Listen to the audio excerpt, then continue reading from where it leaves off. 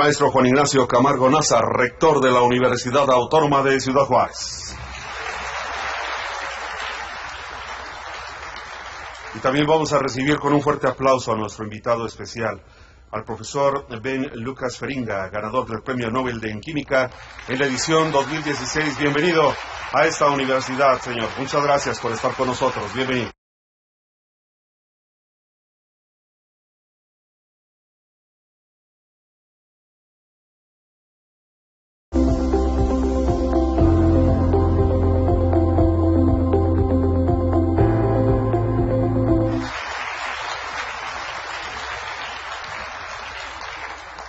El maestro Juan Ignacio Camargo Nazar, rector de la Universidad Autónoma de Ciudad Juárez.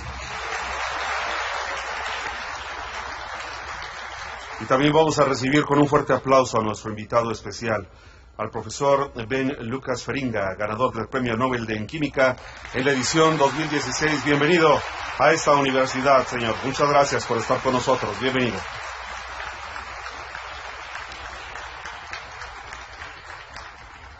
A continuación, el mensaje de inauguración por parte del maestro Juan Ignacio Camargo Nazar, rector de la Uacj. Adelante, señor.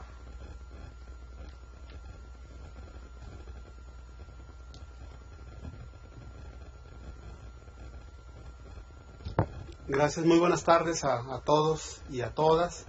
Es un gran gusto para mí estar en esta cátedra patrimonial tan importante que honra a uno de los científicos que ha dado la humanidad, como lo es el doctor Uacj.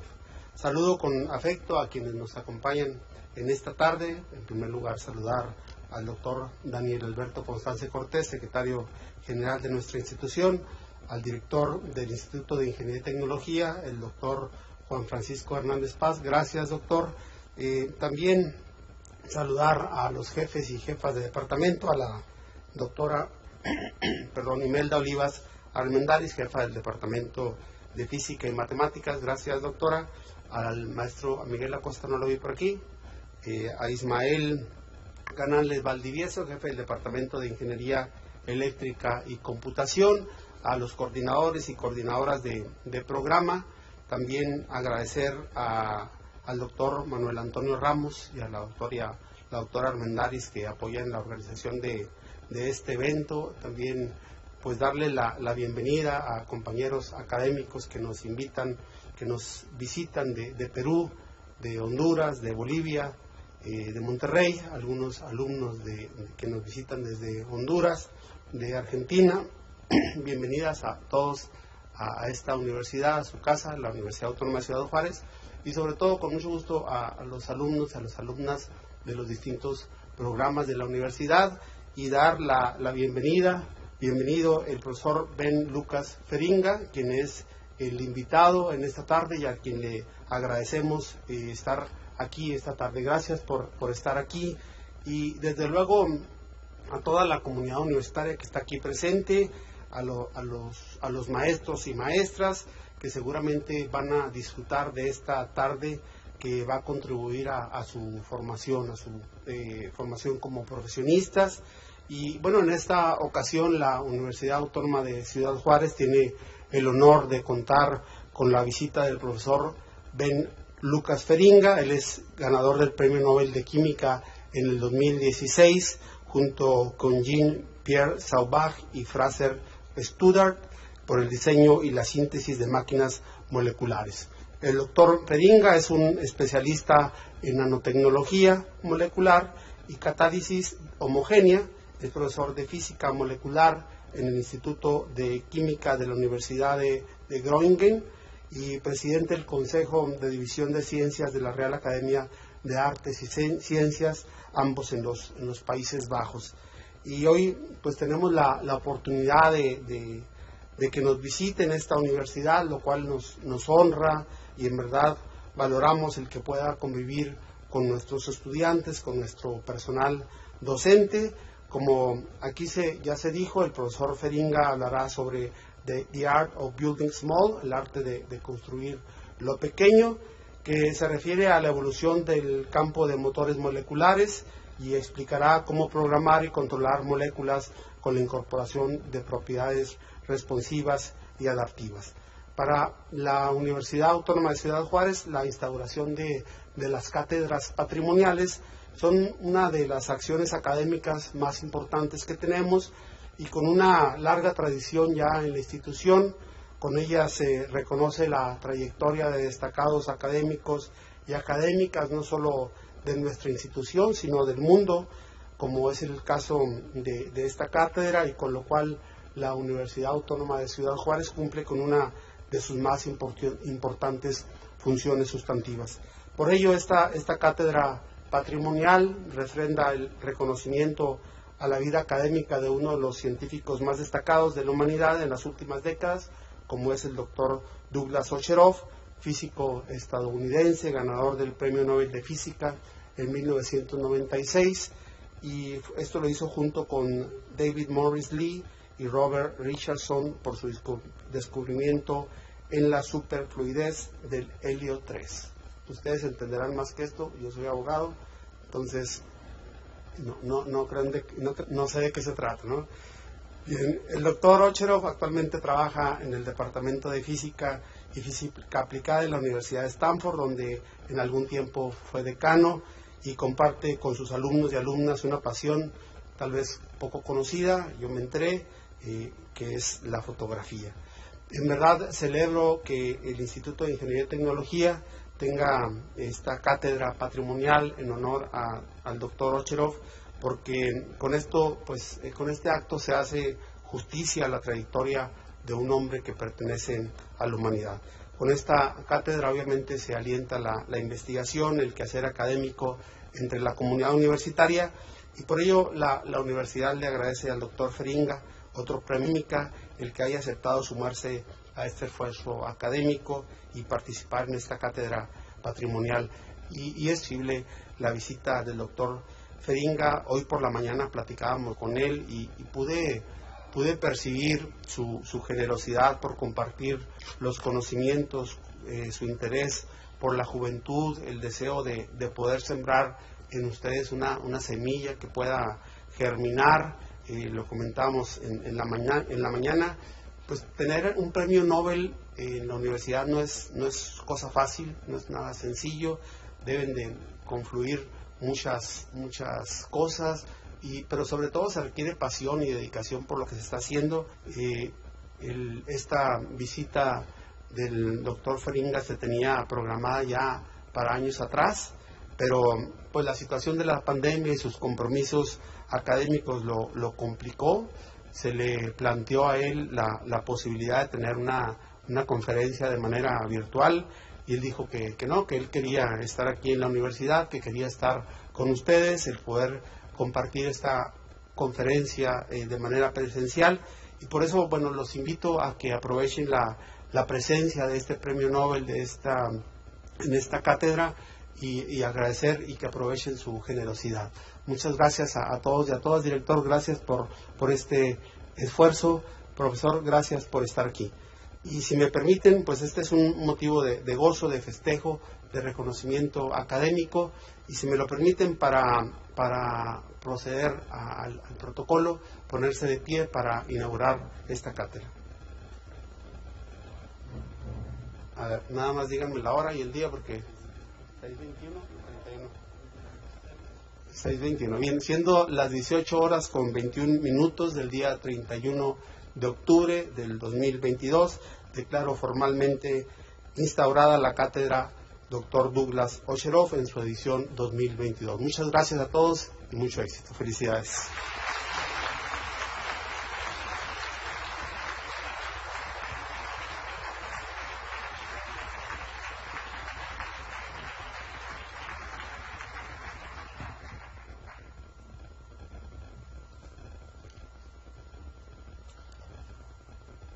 Bueno, y quien nos va a dar a conocer parte de la biografía de nuestro invitado de honor, vamos a invitar al doctor Juan Francisco Hernández Paz, director del IIT, para que nos la lea a continuación.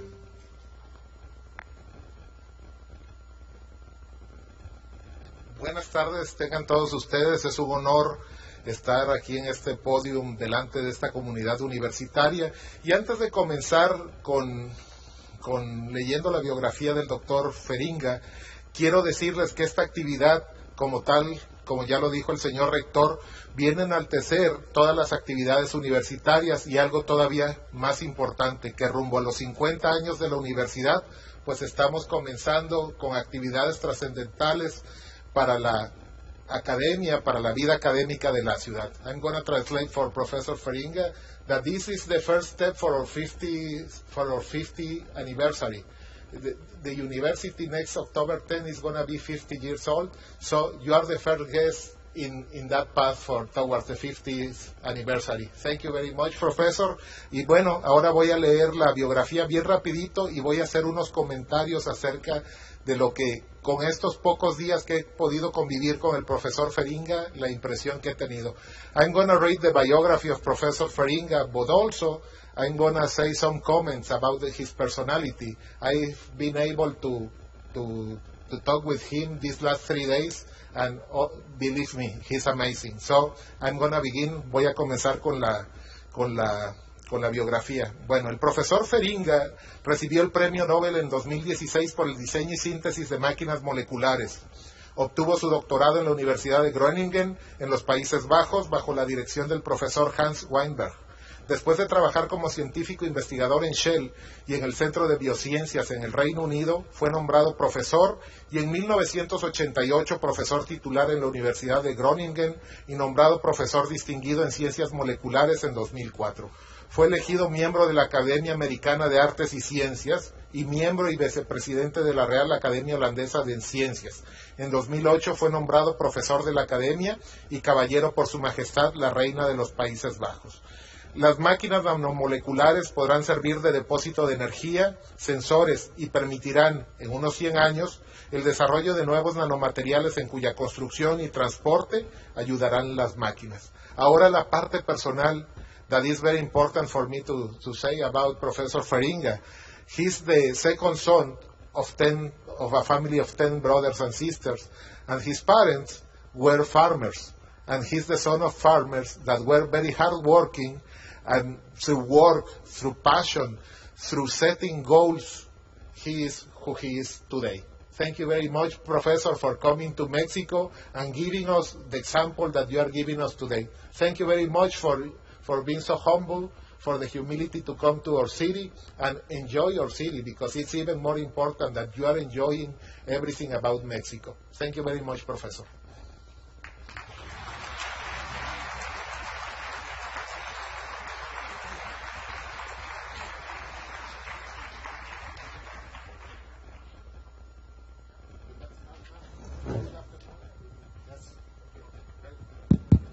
All right. Thank you very much. I will wait until they are seated.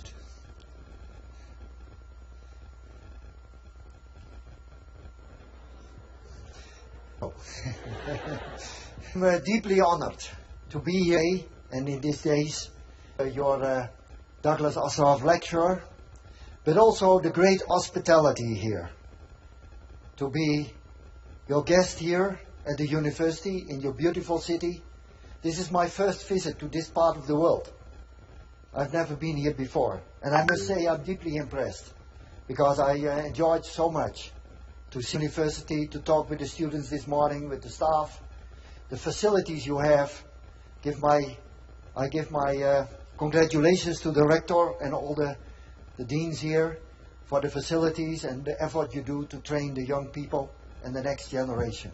So I very much congratulate you with your achievements. So thank you very much once again. I'm greatly honored, and I would like to talk a bit small. So what I want to about my journey to nanotechnology, build molecules, as I will show you. I will show some chemical exam afterwards. What I want to do is to bring you a little bit of the flavor of what we are doing through the art of building small. But often when I give a talk around the world, I get the question, why do you work on molecular machines? Why do we need molecular machines, molecular motors? Why do we need this nanotechnology? This was a kind of question that was asked to the Wright brothers more than 100 years ago, when they were flying for the first time. People said, why do we need to fly? If God wanted us to fly, He would have given us wings.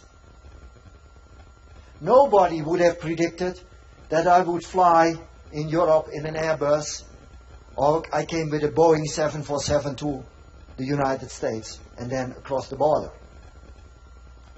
This is a beautiful feat of engineering, material science and engineering.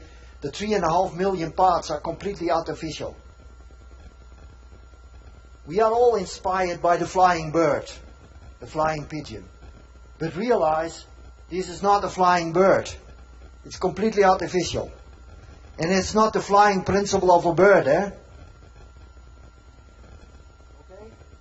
But it works perfect. It can take 400 people, 1,000 kilometers an hour, 10,000 miles across the ocean. No problem. Try to do that with a pigeon. But we should also be humble. Because 100 years after the Wright brothers, we cannot build a pigeon. My friends in biology cannot build a single cell of the pigeon. Not even one of the machineries of the cell of the pigeon. There's still a long way to go to deal with that kind of natural complexity. So, on the way to the future, we all know the joy of discovery in sciences. It's an adventure in the unknown. And often it has to deal also with serendipity, accidental discoveries, major breakthroughs by accident. And realize on the path to the future, the most important in academia and universities is the question we ask. Which question are we going to ask? To Mother Nature, to humanity, to our knowledge. It offers challenges for our students and our academic community, dreams for the people and opportunities for society and industry. I'm a chemist, and in the art of building small, we enjoy the beauty of the molecular world. And we try to build new molecules with all kinds of properties, and I will show you some today. And of course, we ask questions, but often we get completely lost in this beautiful garden, which is called the garden of science and knowledge. But these are often the most beautiful questions, the most interesting questions, questions that you have never thought about, that give unexpected results and answers. So, fundamental science. Why do we need fundamental science at our universities? Who has not a smartphone here? Can you raise your hand who has not a smartphone? I see no hands raising. Good. You realize which fundamental questions, fundamental scientific discoveries, insights and discoveries were needed to make a smartphone. Did you ever thought about it? It was a 50-year route. You see, a 50-year route to change the world, because it was in the late 40s of the last century that the physics people made the first transistor. And it was in the early 50s of the last century that chemists studied liquid crystals, and then we could make displays. And it was John Goodenow who got the Nobel Prize in 2019 in the 80s that made the lithium battery together with his Japanese colleagues. Otherwise we would not have power in our smartphones and we could not build electric cars. So it was fundamental discoveries at those days. And of course nobody in the early 50s, when the first computer was built by IBM and so, knew that we would build a smartphone. The word smartphone or iPhone did not exist. It took another 50 years. Realize they are only there 14 years, the iPhone. My students often ask me, was there a world before the smartphone? They cannot imagine that we had a world without a smartphone. So it changed the world.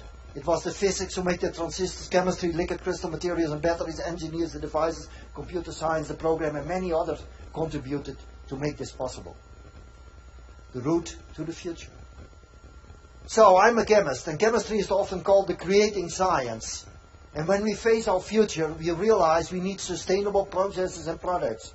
So we have to reinvent chemistry, reinventing materials and energy carriers. How are we going to fly in the future, ladies and gentlemen? Without kerosene? Change the face of the chemical industry. From trial and error to molecular design, if we make our pharmaceuticals to get better pharmaceuticals. So there are a lot of fundamental questions for all of us, but it offers tremendous challenges and perspectives for industry and society. And of course, we cannot do this in isolation, together with our friends from many colleagues, from many disciplines, that will make it possible. So, let me briefly, before I start with my journey, where my journey really started. That was in the Netherlands. You see here Europe. This tiny country here is Holland. Probably everybody knows where Amsterdam is. And so 200 kilometers north of Amsterdam is the city of Groningen. It's old university town. It's more than 1,000 years old. It's a typical medieval town with a cathedral in the middle and a university of more than 400 years old. And I grew up in a farm on the German border. This is the German border, on a farm 800 meters from the German border in a tiny village where nobody ever went to a university.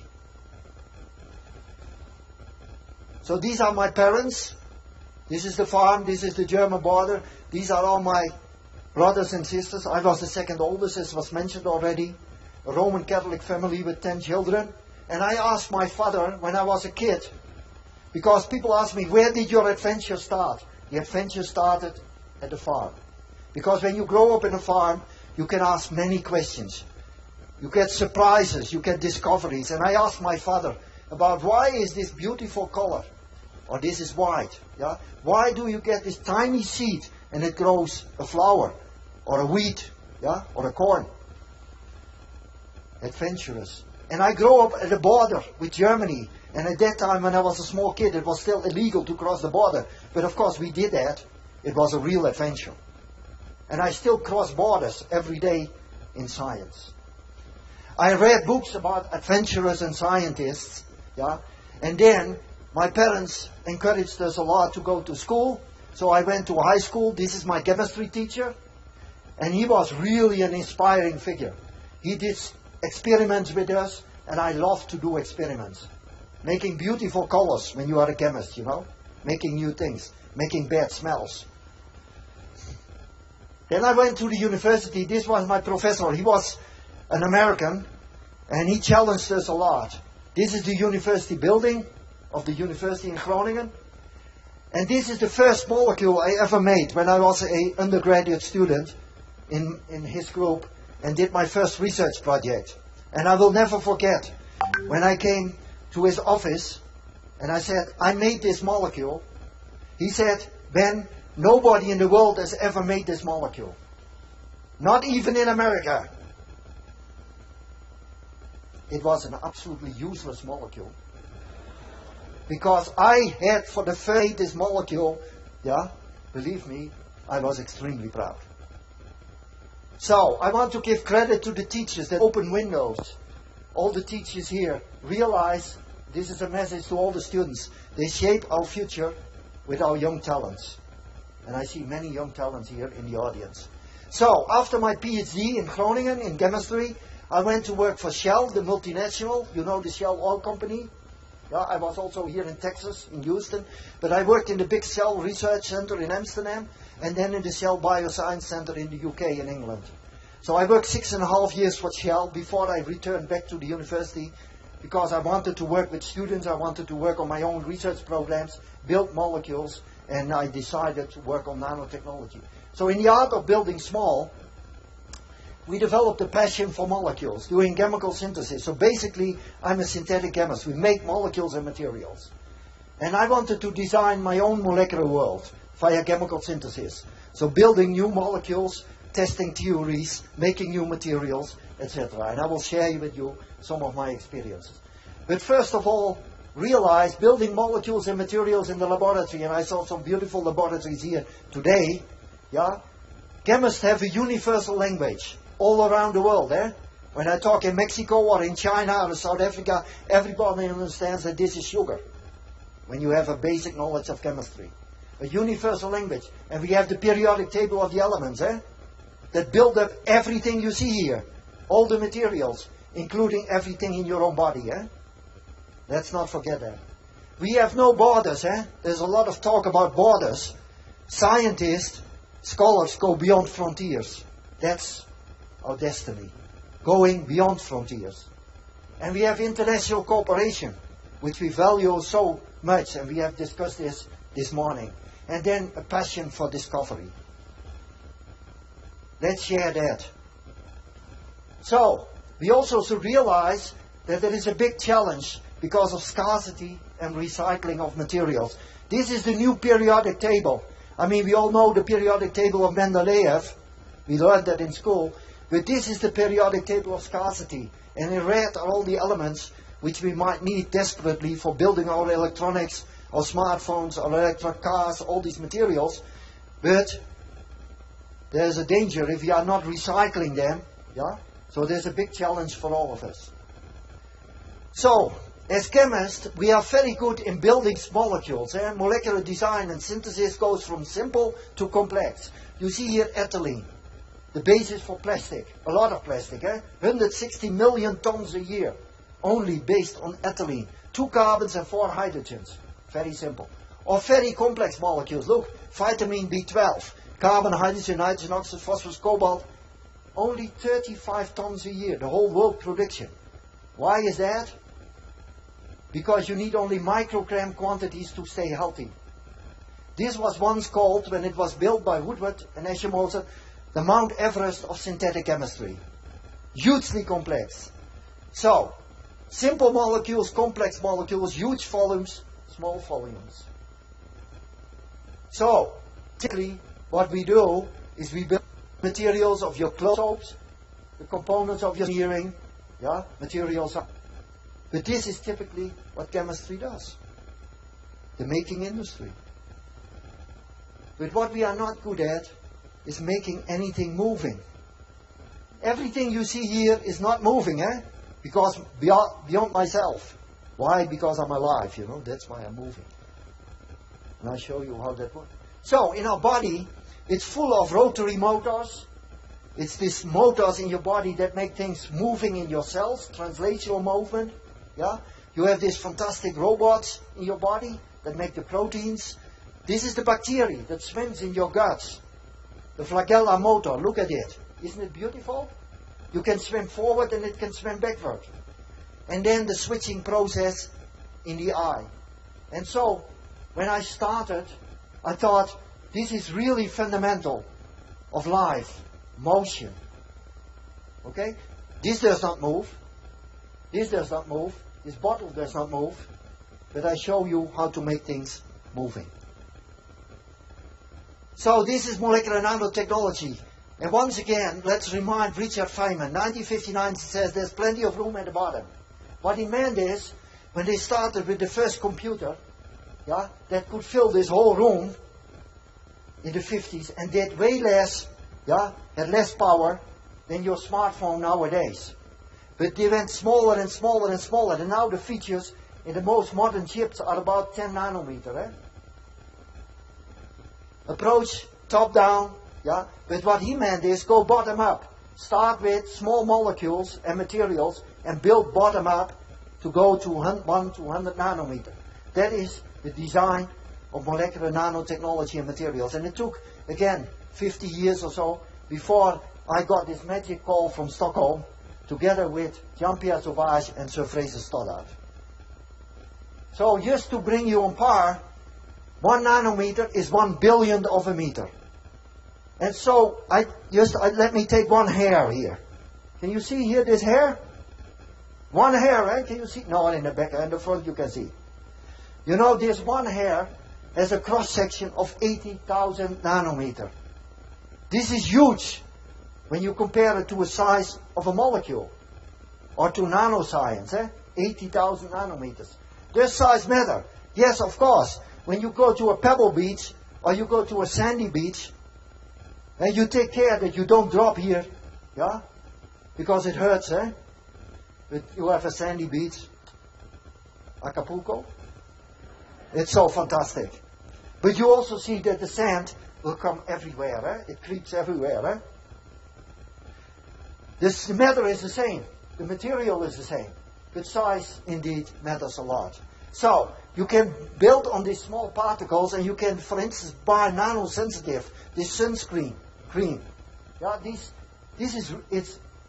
It's a bit expensive, but it's so good.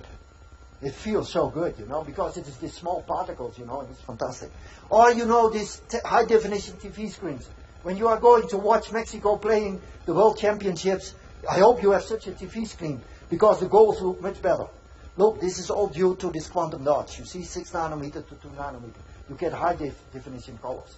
But what we do is, we build soft materials, yeah? And I want to mention, because this is really important, how can we see at the nanoscale? And I saw a lot of beautiful equipment here today, but it's really important that in the last, say, 30 years, people developed so-called scanning probe microscopes. Scanning probe microscope, because you cannot see with a normal microscope at the nanoscale. Eh? It's micro, not nano. So what people have developed is this type of microscope where you have a tip. Think of a needle, and the tip ends in one atom, and you can scan the surface. And you can even replace atoms. And this was done by IBM. Look, Nano USA, written with carbon monoxide. And on this hair of mine, on the cross-section of the human hair, you can write 250 million letters. Quite a large part of the library of this university, you know. Lots of books you can write on my hair. So, there is a big difference between the macro world and the nano world. Because if you are a car manufacturing plant and you have an artificial robot that builds the cars, they are 2 meters in size. Look, this is a robot in your body, a natural robot, 24 nanometers. This is hard, this is soft material. And of course, when I talk about motion, it's not so much about getting motion, because molecules move all the time. Eh? Because at the nanoscale, we live in the world of the Brownian motion, the thermal motion. And at low Reynolds numbers, it's a completely different world. So don't compare, I will show you my nano car, don't compare it with a car on the street. So, then the question, and this is also important for young people that start at university, how should I start? And I was thinking there, when I do my first grant application as an assistant professor, and I had asked some senior professors for advice. And a famous professor in the Netherlands said, choose an important problem. Yeah, but then the question is, what is an important problem? But then you have to think, and my first grant application, I thought, why not looking at the eye? Yeah, you get light in your eye. Can we do optical information storage with light? So my first grant application was, on my first project, was baking molecular switches, information storage and processing with molecules using not electricity but using light, like in your eye. So I will talk about molecular switches a little bit. And you all know what a switch is. Eh? You switch on and off your light, you switch on and off your car, you switch on and off your computer. We built 0-1 switches, taking the principle of the retinol in the eye. This is the retinol molecule, it's a band molecule, and with light you switch between a band form and a more linear structure. Millions and millions of these switches in your eyes switch under the influence of light. When I see the rector here, yeah, I see him because light comes to the eyes, you switch this molecule from this state to this, and then we get a signal to the brain, yeah? It's a complex process, but this is how we process information. But of course, it should go back, eh? Because otherwise I would see your rector only once and then it would be over. So a switch should switch back and forth, back and forth. And so we built artificial switches. Here you see a structure, yeah, of an aromatic molecule that we designed. And we switched with 2 wavelengths of light, 365 nanometer and 435 nanometer light. We could switch between the 2 states, 0-1, 0-1, 0-1. Now you might wonder, for the chemist here, you see here M and P. That means left-handed and right-handed structures. And why did we design that in that way, like a right-handed hand and a left-handed molecule? Because when you irradiate with light and you want to retrieve the information, the zeros and ones, you often switch back and you change the system. So we had to find a system that we could switch but simultaneously could read. And what we did is we were reading the so-called chirality, left or right, of the molecules. So we changed not only the state of the molecules but also the chirality, left or right. And that allowed us to write zeros and ones and to make optical devices. And you see here together with our colleagues in the Material Science Institute, where I'm also a member, in the clean room we build this. These are gold islands, these are electrodes, and each contain a monolayer of this switchable molecule. So we can really make molecular devices. But we can also write information in this kind of piece of plastic. So, we make, for instance, we make a compact disc where we write the information, zeros and ones, zeros and ones. And when you do that at a nanoscale, look, this is the storage capacity of one CD. You can store this kind of megabytes on one tiny compact disc if you can write at the nanoscale. So your grandparents and grandchildren, 6 generations, 240 years, can play constantly music with one disc. That's the potential of nanotechnology. This is not reality. Because we don't know exactly how to write zeros and ones at this density, at the molecular density.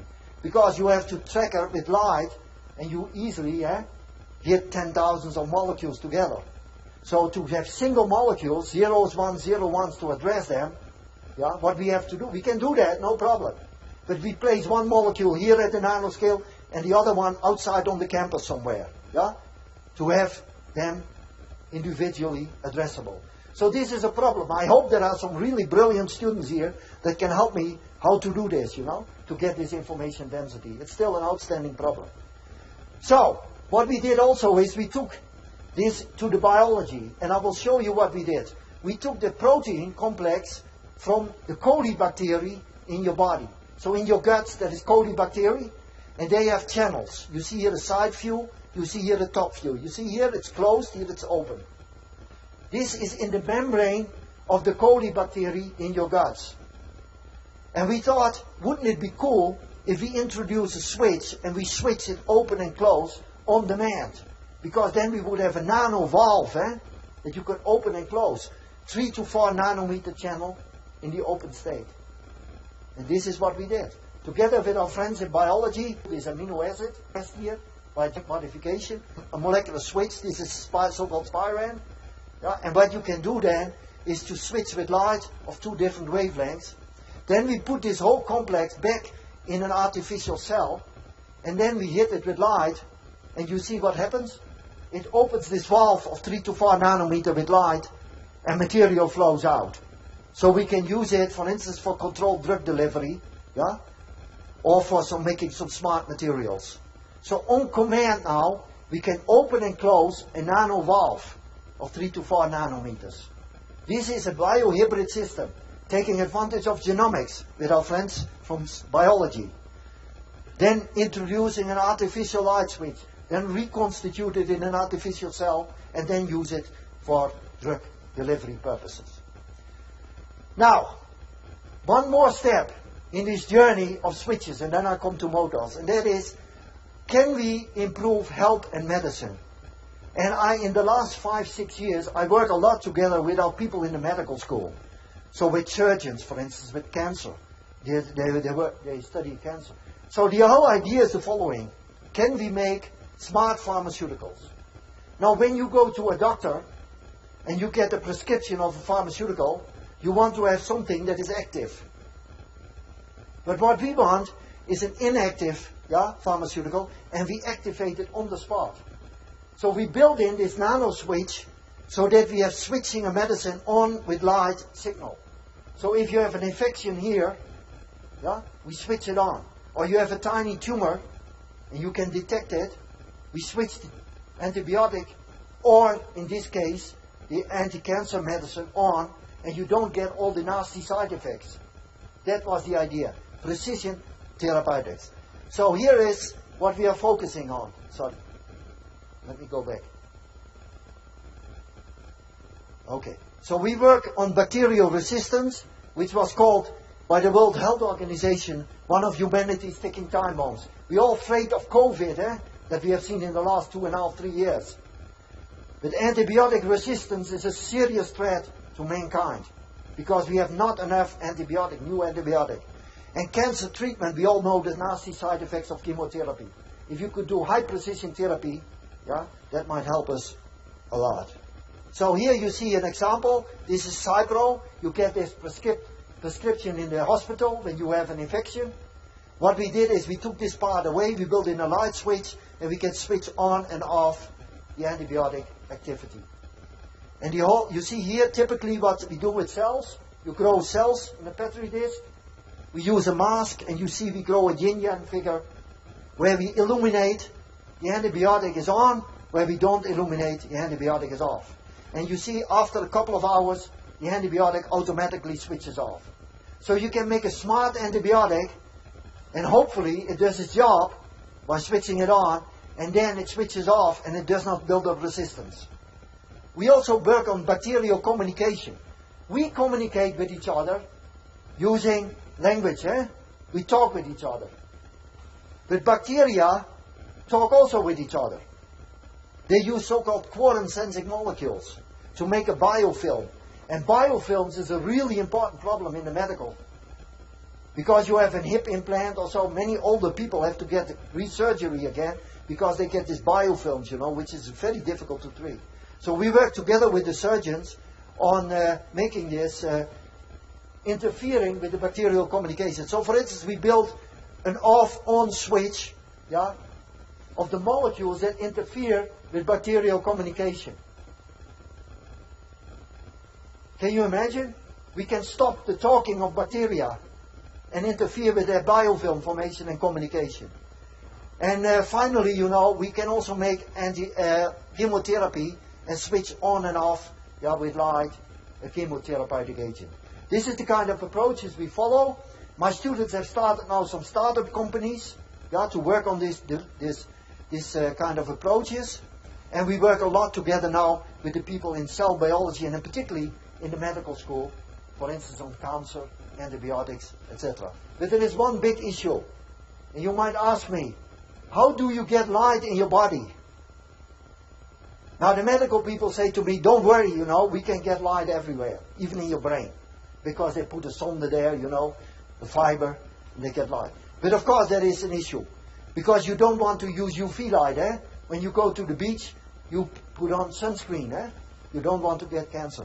So, the whole issue is to get light of between 650 and 900 nanometers in the infrared or red region. Because there's a high penetration that goes straight through your skin, and is innocent. So many people in the world work on shifting the wavelengths of these switches now all the way into the infrared region. And what we did is we developed an antibiotic. This is a different antibiotic where we can now switch with red light. And now for the first time we can go into the clinic and see if we can do this in real life with patients, with tissue, etc. Because we can now use red light to switch on an antibiotic. So to finish this part of the story, when you look at the bio-nano future, crossing borders between chemistry, physics, biology and medicine, we all know about genomics and DNA nanotechnology. We know about this optogenetics, where people try to rewire the brain. This is the frontier in neuroscience. We work on smart medicines, photopharmacology, to see if we can do very precise activation of pharmaceuticals. And I showed you a couple of examples. And of course, we have also to deal with network complexity. This is not the metro of Paris, ladies and gentlemen. This is just a tiny piece of this enormous complex network. This is responsible only for blood clotting. 80 different chemical reactions in a pathway that prevents that you bleed to death when you cut your finger. If we can stop some of these pathways and switch on and off the pathway, we can maybe get a much better idea about biological complexity. That's the idea. But let me move on to molecular motors. Because a switch is not a motor, We all know when something moves due to the motors in your body. I walk, I talk to you, I can wave to you, thanks to all these motors in my body. So this is important because it pushes your body out of equilibrium. I read sometimes in a magazine, even on television, be in equilibrium. No. Be in harmony, with yourself, or in balance. But don't be in equilibrium, because you are in equilibrium, then you are dead. We are constantly pushed out of equilibrium, thanks to all these machines. That is why we are alive. So this is the most beautiful motor. You might think you have a beautiful motor in your car. This is by far more beautiful. This is the ATPA's rotary motor. There are billions of these motors in your body. They spin, they rotate, as you can see. And what do? They produce the fuel in your body, ATP, the fuel. You know how much they produce? Did you ever thought about that? Half your body weight. Now, I enjoy very much Mexican food. It was beautiful. But I don't eat, every day 30, 40 kilograms. But these machines produce half your body weight every day of ATP. Can you imagine? Half your body weight? 30, 40 kilograms? Of course, you don't eat 30, 40 kilograms. Most of the material is constantly recycled. And that brings me to a very important problem that we face today. Recycling of our materials. Material scarcity. Recycling of plastics. Which is a big challenge for all of us in the future. We don't do that. We are simply not smart enough. Our body does it. Half your body weight is recycled every day by these tiny nano machines. But what is most important here is that they rotate. You see they spin? So what were the fundamental questions when we had to build a rotary motor? How to control rotary motion and how to control left and right in the nano world. Rotary motion, we have to put in energy, like in your car, otherwise you will not move. And it has to go either clockwise or counterclockwise. If you go equal probability, clockwise and counterclockwise, right or left, you stand still, you will never move. So you have either go this direction or that direction. So, how do we deal with that? So we take advantage again of chirality. The right-handed helix of DNA is maybe the most beautiful example of chirality in your body in Mother Nature. Right-handed, DNA is right-handed. The amino acids are left-handed. DNA was called the Mona Lisa of modern science by Nature magazine, and I think we all can agree on that. So we take advantage of light as energy and chirality, mirror image symmetry, to get directionality. And here is the world's smallest molecular motor. Unidirectional rotary molecular motor powered by light. And you see it spinning, it rotates. You might wonder, here is a carbon-carbon double bond. How can you rotate around a carbon-carbon double bond? But of course you excite the molecule. You put electrons in a higher energy state. That makes it possible that they can rotate. Like in your eye. Exactly the same process. It's powered by light, and we call it a motor because we have controlled motion. It consumes energy from the light. It has directional movement. It can go clockwise or counterclockwise, depending on which mirror image form of the molecule we make. And it has repetitive or a continuous process. That's a motor. Okay? So, this is how it moves. This is the stable state. We do a photochemical isomerization, an helix inversion, photochemical isomerization, helix inversion. The photochemical process is the fast process, and the thermal helix inversion is the slow process. What you do is you put in energy from the light, you get a higher energy state, the molecule wants to stabilize itself, and it moves forward. And this is how it goes 360 degrees. It rotates in a 360 degree cycle. We can rotate it clockwise, we can rotate it counterclockwise. This is the first and the tiniest molecular motor, 1 nanometer in size, this one, powered by light. Now, you might then ask, what did the other guys develop? Jean-Pierre Sauvage and Stoddard, they make completely different motions. So they built these rotaxans and catenans, where you have this ring moving, or where you have these two rings moving with respect to each other. This is the kind of design that they used. That's different, completely different from the design that we do.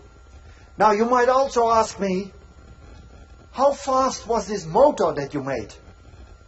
How fast was it spinning? And I tell you, the first motor that we made was rotating once an hour. Now that's not much of a motor, If it rotates only once an hour, you cannot build a machine out of that. Not easy, at least. But in the meantime, in the last 20 years, we have developed maybe 80 different motors, and now we have motors that spin more than 10 million rotations per second. And everything in between, from hours to seconds to milliseconds, nanoseconds, 10 million rotations per second. I think we have faster ones, but we don't know how to prove that they still rotate in a unidirectional sense. Of course, the photochemical isomerization is in the picosecond machine. It's extremely fast. So, for the engineers here, we build also this beautiful machine. Yeah, you see here, this is a flow system where we do the photochemistries now, continuously. Yeah, we can produce a kilogram, photochemical, or we can rotate it, using this to do the photochemical isomerization. So we engineered it together with our engineering students to build these machines, that are very complex, but we use LEDs of different colors to do continuous flow photochemistries. So I will share with you now a few stories about how we apply these tiny motors and machines. So put them on surfaces, put them in liquid crystal materials, use polymers, or even build a nano car. But let me start with something that we did very recently, and that is this synchronized rotary motion. So you see here two axles. This one, which is the motor that is powered by light, and here another one. And you see this moving around. And if you look carefully, this rotates like the moon around the earth. Now you might ask, are these PhD students in Groningen so romantic that they look at the moon all the time? No, but there is something very interesting. You know, when you see the moon, you see always the man on the moon at the same side, That is what is called synchronized motion. And we thought if we want to make more common to synchronized motion, and here you see it. This was a complicated design, but after a couple of years of work we were able to make it. It moves, and you see this always sees the same phase of this part, like the moon around the earth. So this is a stepping stone to make more complex motion. But what about taking rotation towards translation? So to move something forward. And for that, ladies and gentlemen, I got a grant from the government. And I had to go to The Hague, to our ministry, and to tell what are you going to do. I had to tell our Ministry of Science and Education at a meeting, what are you going to do with that money? So I was discussing with my students, and my students said, can we go to Australia? Because, you know, they have always, I know, several engineering students from different universities, they go to Australia because they have this car race with solar-powered cars. And then I said, look, I'm not an engineer. We are not we are molecular engineers. So let's engineer a car. So here is it, a four-wheel drive nano car. This is 2 meters, this is 2 nanometers, 2 billionth of a meter. You see here the 4 wheels, these are the motors, they rotate and they drive it. And here it moves over the surface. Now there is another very interesting issue. I don't know if you ever thought about. If you see a car on the street going forward, all the wheels go clockwise, like this. But if you are behind the steering wheel, realize one goes counterclockwise and the other goes clockwise. Because otherwise you never go forward. They go in opposite directions. Although, it looks like they go in the same direction, of course. First, we built them wrong. We had all the wheels moving in the same direction. And you know what happens? It turned around. Then we had to redesign them to make the wheels like a real car. One going this and one going like that. And then you see it can move. So if I get the movie, you see this is different from the world, the car outside. This is how it moves. It steps over the surface. The nano world is a bit different. When I lift my arm, there are millions of these machines in your arm, these molecular motors, and they make that I can do this. And they walk. They walk over the surface. And you might think that this is a bit weird, but look, you see this the next movie. Oh, can you start the movie? Please? No, you have to put it on the bottom. Hopefully it works. Yes, this is now happening in your body, in your cells. Look, this is the highways, yeah, that are built in your cells. And when something is transported and it's passed, the highway is broken down and it's built again. This is now happening in all the cells in your body. Look, it's completely dynamic. And look, this is how it is transported. Things in your cell. It walks like my car walks. This is real nano world. Welcome in the nano world. So this is a modern electric car, the Tesla. You see, probably you all will own one in the future.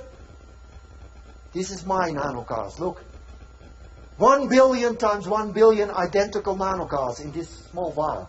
So my students did a good job, eh? And we had also a Formula 1 race. So I know in Mexico City, this weekend, I'm very proud, because Max Verstappen, you know, he's Dutch, eh? He's from our country, eh? He won the race again.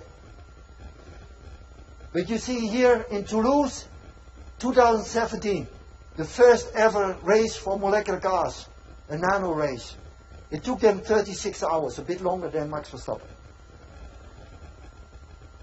So, what we also did, and this was really a breakthrough, we put these molecular motors in the display materials that you have in your flat screen, in your TV screen, you know, in your smartphone. So you know these are rod-like molecules, they are organized like beams in a river, and when you put something gargle in there, either right-handed, they organize like this. And light, if light is reflected from this helix. If you have a long helix, you get red light, and if you have a short helix, you get blue light, and you can make color pixels. This is how you make color device in your screen. And what we did is, we took this,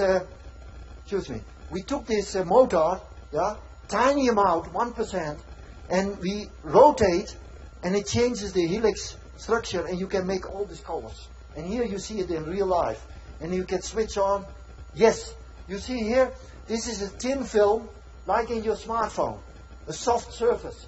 And we put a micro object on top of it. The motor is 1 nanometer. This is 10,000 times larger. And you see it spins. You see the color change. You see the whole surface changes. And you see the object is spinning in a clockwise manner. We can spin it clockwise. We can spin it counterclockwise. This was for me one of the most important eureka moments in my whole career. I will never forget. On a Tuesday afternoon, 5:15, my students came. Professor Ben, can you come to the lab? We want to show you something. And they had this experiment. They switched on the lamp, and I saw the object spinning due to our motors, without touching it. Completely autonomous controlled motion. And it was amplified from the nanoscale to a microscale object and to a real surface. So we have now all kinds of dynamic surfaces that we can change the properties of surfaces in a responsive manner. So here is how it works. You see, it winds and unwinds, and this is all due to this motor function.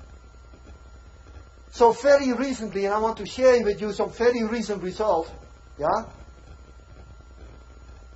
and that is this.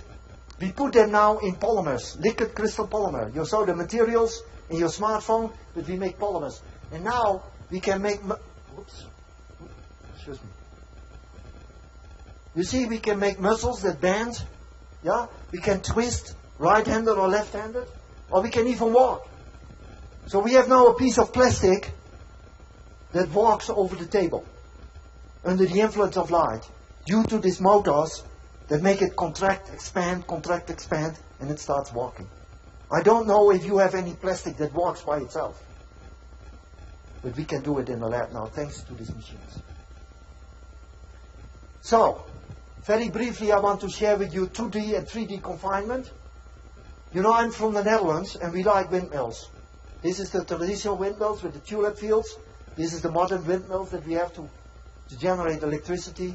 What we did is we built a nano windmill. You see here legs, a stator, an axle, and a rotor. And we put it on gold, on glass, on mica, on all kinds of surfaces. So here you see this design. And I don't want to go in all the details, but we put 2 legs to anchor it to the surface, and then we can spin it under the influence of light. And it's very stable. It rotates continuously. as long as we irradiate. So we have now a nano windmill park. This is the traditional windmills in Holland. They were built 500 years ago to pump the water out of the Netherlands, because 40% of our country is below sea level. We have the big dikes. They use these windmills to pump the water out.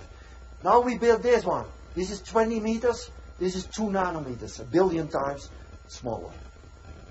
Why is that interesting? Because we have now surfaces covered with these spinning objects. So we can use them, for instance, to change wettability and change all kinds of properties by anchoring these motors to surfaces. So they rotate, and they can rotate in this direction or they can rotate in this direction. We can make different orientations. And people ask me all the time, why is this interesting? Why do you make nano windmills? You have windmills in Holland. But realize, when you make now a surface, a coating, and the object is moving under the influence of light, you can have self-cleaning windows. You can have solar panels. I know it's a big problem also in Mexico, where you have solar panels and there's a lot of dust and you have to clean because otherwise the efficiency goes down. But if you have a coating that is moving, the dust will remove itself. In the future you don't have to do this anymore, because the car will clean itself. And when you have a scratch in your car, they will be self-repairing because it's dynamic and responsive. And we have made a piece of plastic that we can cut, we put it together again, after 10 minutes it's healed. So this is technology not now, but for 20 years from now maybe. And maybe not with our motors because they might be too expensive.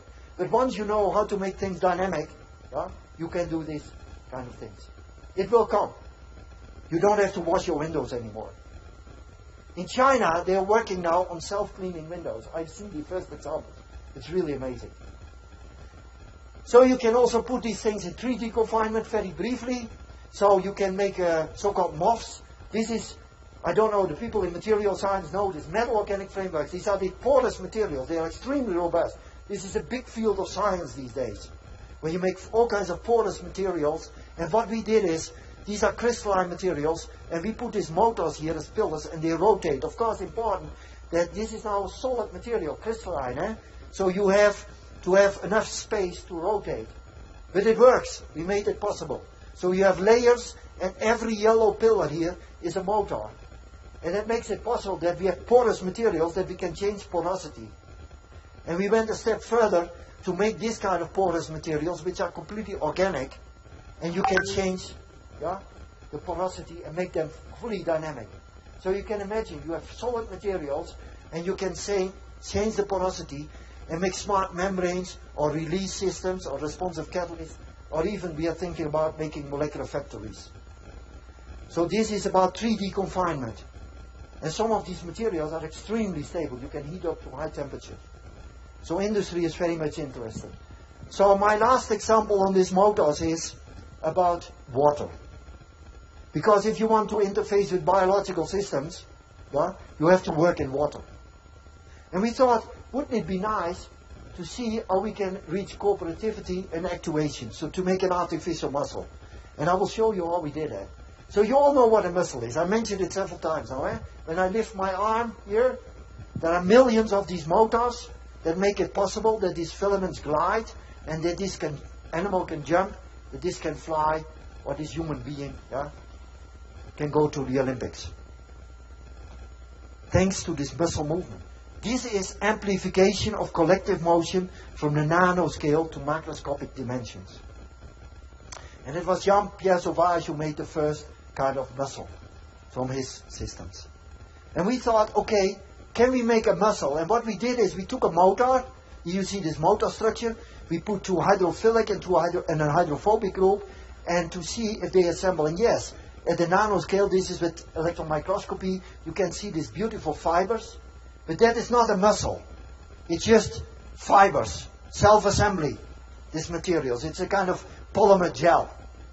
But then we did a trick, like Mother Nature, using calcium. And you all know calcium can bind to acids, and it organizes them into beautiful fiber-like structures. And here is this muscle. And if people put on the movie, can you put on the movie? Here is this, sorry, the previous one.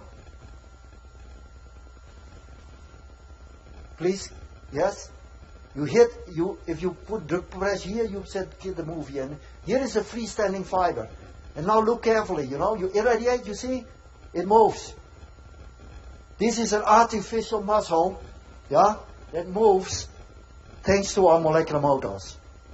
And what you see moving here, ladies and gentlemen, is a fiber made of 95% water and only 5% of the compound.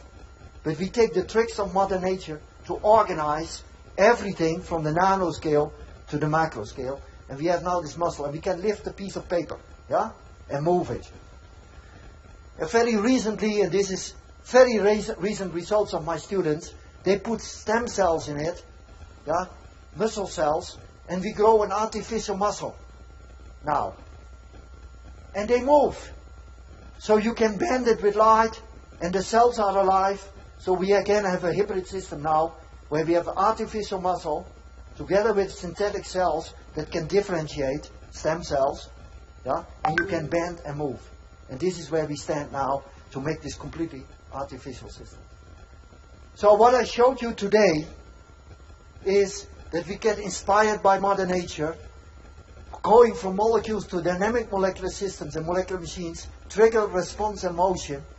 We can make smart drugs, we can make synchronized motion and more complex motion. We can make responsive materials, artificial muscles, and hopefully now in the future we can make soft robotics. And soft robotics will be a tremendous development in the future.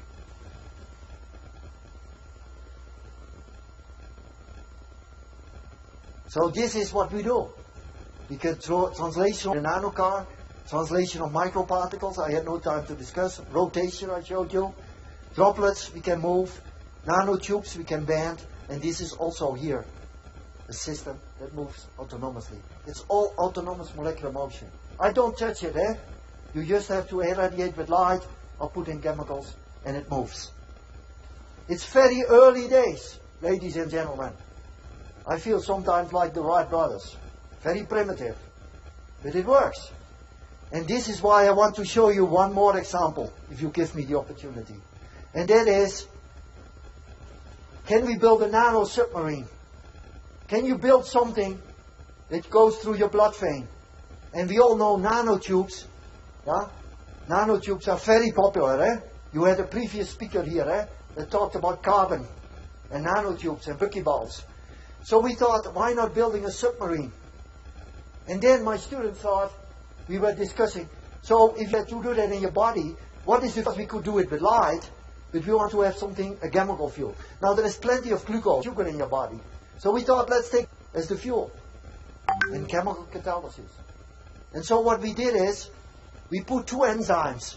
So this is biochemistry again, biology. Glucose oxidase that converts sugar, generates hydrogen peroxide. Catalase converts hydrogen peroxide into oxygen. And we get a kind of rocket that propels, because you produce the gas. So this is how it moves. You see here these tiny nanotubes? You see the bubbles here? The bubbles is the oxygen. And this is sugar water. And as long as you have sugar in the water, it is converting the sugar, and the nanotubes move autonomously, without touching. If the sugar is gone, no fuel, it stops moving. You add sugar, it moves again. It's a bit primitive, You can imagine what my students try to do, to move exactly from A to B, and then use it to transport something. So, you all know the Fantastic Voyage, Asimov, These nanorobots. So will we have nanorobots in the future? Is it science or science fiction? I showed you today how you get moving at the molecular and the nanos without touching, Using light, using sugar, using other chemicals. I predict here that in 50 years from now, the surgeon will inject a nanorobot in your blood vein to go to detect a defect in the cell, a tumor, to deliver a pharmaceutical exactly where it's needed, or maybe even repair a cell when there is a defect. 50 years from now, I think it will come. We have made the first steps. But I'm not good in prediction, I'm a scientist. So this is why I would say the best way to predict the future is to invent it. And this is what we do all together as scientists, as scholars. And for many of the young people here, you will invent the future and make this all possible. So this is my team. I share a passion from 14 different countries. Master students, PhD students, postdocs, etc. These are my real heroes. And now I often get the question, you know, what is important? Did you know, yeah? What did you learn during your career? Because I grew up at a farm as a small boy. I didn't know that I would invent nanomachines, you know, and make an autonomous movement. But I can tell you for your talent. Everybody here has a talent. Follow your dreams. Be confident. Discover your energy. What is your passion? And discover your limits. How high can you set the bar? Don't always take the easiest way. Perseverance is important in science. To make breakthroughs. Come up with ideas and be critical. It's an adventure in the unknown. It was an adventure for me, my whole career. But most important, for all of you, follow your dreams. Now, did I know that I would get a Nobel Prize? No, of course not, because I was working, I was doing science, yeah, and maybe somebody at a conference sometimes mentioned, oh, this field is so important, it might maybe get a Nobel Prize. But honestly, you know, when you want to get a gold medal at the Olympics, what you do is you get up at 6 o'clock in the morning, train very hard every day, yeah, and if you have a talent, maybe, yeah, and you are a bit lucky, maybe you can get a gold medal at the Olympics. But then, one day, in 2011, I got a call from a colleague in America. He called me and he said, Ben, you were on American television. I said, come on, you're kidding. No. He said, look, this was a week before the announcements of the Nobel Prize, end of September, because the Nobel Prize is always beginning October. He said, no, in The Simpsons. Look, primetime American television. Look, chemistry, predictions by The Simpsons. Saar, Murner, Feringa, Sonakashira. Bill Murner got the Nobel Prize in 2014. They were damn right. I had to wait another 2 years. The next morning, I came to the lab, and of course my students had seen this on Twitter, or whatever, internet, and they said, Ben, you will get the Nobel Prize. I said, come on. Yes, The Simpsons predicted it. I said, look, if I get on American television, yeah, in The Simpsons, this is such a great honor, you know. Maybe I don't need a gold medal anymore. But it took another couple of years, and then I got this invitation to Stockholm, the magic call, and you see this, I just got the medal from the king and the queen here. This is the princess, you know, this is the Nobel Committee. So I got this medal. It was an absolutely magnificent. It's a dream for every scientist. It's a fairy tale, I can tell you. Yeah? And then we had a nice meal here in, yeah? But this was my dinner. Look, 2,000 guests, yeah, at the dinner. You know, this is serious, eh? I was seated here somewhere, opposite the king and the queen, next to the princess. Look, we are all dressed up very nicely. But you know, as a scientist, I got a gold medal. But maybe one of the greatest honors was when I discovered in Berlin, yeah, that somebody had drawn a motor on the surface. You know, these windmills. They had drawn it as graffiti on the wall. How beautiful can it be that a scientist and an artist draws your molecules as graffiti on the wall? I was so honored, you know. But I want to finish with a message today for all the young people here. And that is my hero, Leonardo da Vinci. He said already 500 years ago, we're nations with the help of nature to create an infinity of. So for all young stars in the audience, that's the future here today.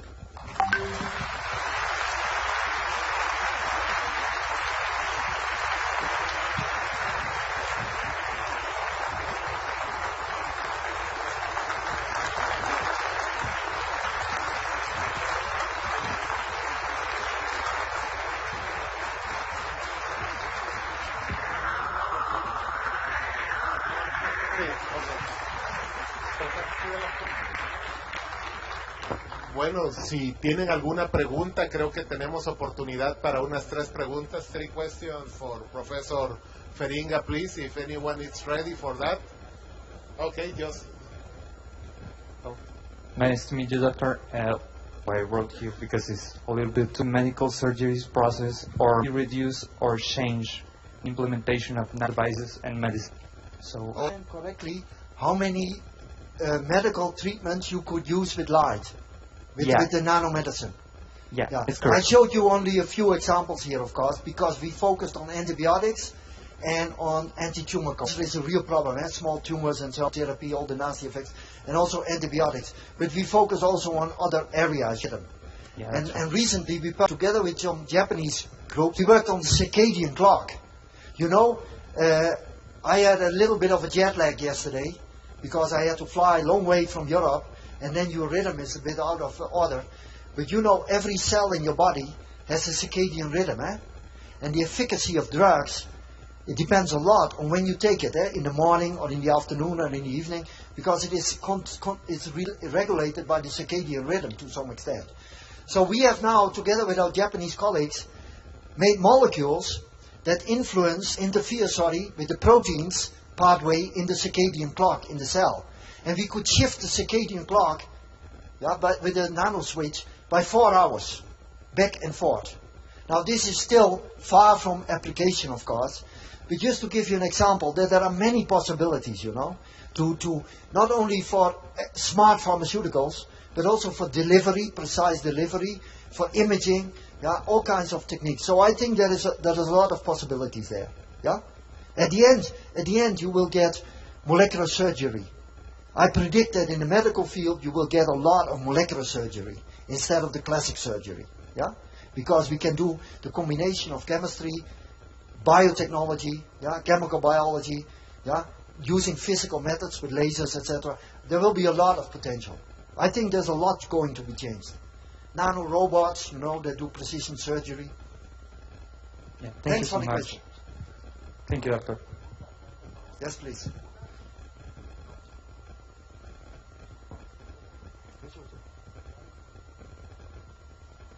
Good afternoon, Professor. Nice to meet you. I'm having the question of what was the process of enhancing the number of cycles in the windmill from 1 cycle per second to 100. Thank you very much. Go from 1 cycle per minute or once per hour to going to 10,000 or 100,000, per hour. I didn't explain that in detail because otherwise I had to give another lecture of an hour. But you see the photochemical step. There are 4 steps to make a 360-degree rotation. 2 are photochemical. They are picoseconds. They are extremely fast. The other 2 steps are the helix inversion. You remember, from here to here. And these are slow. But as a chemist, we can engineer the molecule a bit wider, a little bit weaker, so that they rotate faster. And we can precisely engineer by using the electronic effects. So what we do is my students do computation. They compute how much sterics barrier is there. And then we simply design the molecules a little bit that they move faster. So instead of, for instance, using 6-membered rings, we could 5-membered rings. We take the 2 halves a bit apart and they rotate faster. So we can pursue the speed now. This is how we do that. This is typically what chemists do, They re-engineer molecules and they get different properties. Like you make a green color, a red color and a blue color. You change the energy levels of your molecules. So we can change the energy levels in this way. That's molecular engineering. I'm an engineer, No, I'm not a real one, a molecular engineer. Thank you so much. There was another question over there.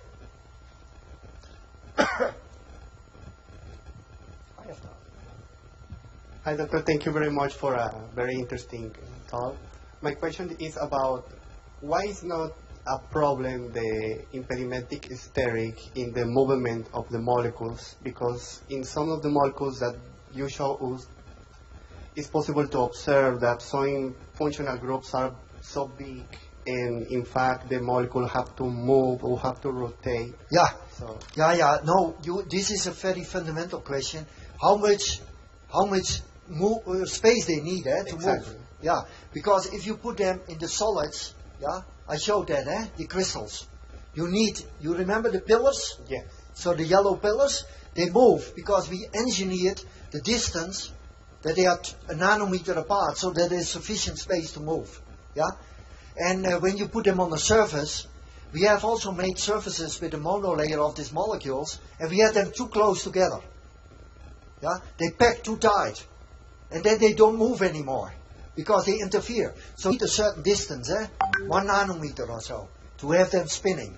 That's really important, So this was an important aspect to engineer so that they precisely, yeah. Okay, so this is really interesting, because this took us several years to get them on the surface working. So we had to work together with our physics colleagues in the clean room, etc., to get all the molecules precisely on the surface, standing up, and then at least 1 nanometer apart. Otherwise they don't rotate. And also not to the surface, because what happens, if you excite a molecule, you put energy in it, yeah, and they are so close to a metal, for instance, gold, all the energy immediately goes to gold, to the surface. So we had to put in a little bit, the legs, yeah, my legs. Yeah? So that was a very fundamental problem we had to solve. But that is the beauty of science, You make also mistakes, like with the nano car, that was spinning instead of moving. Then we had to redesign the wheels, then it was suddenly moving. You learn from that, You learn also from mistakes. Thank you very much. My pleasure.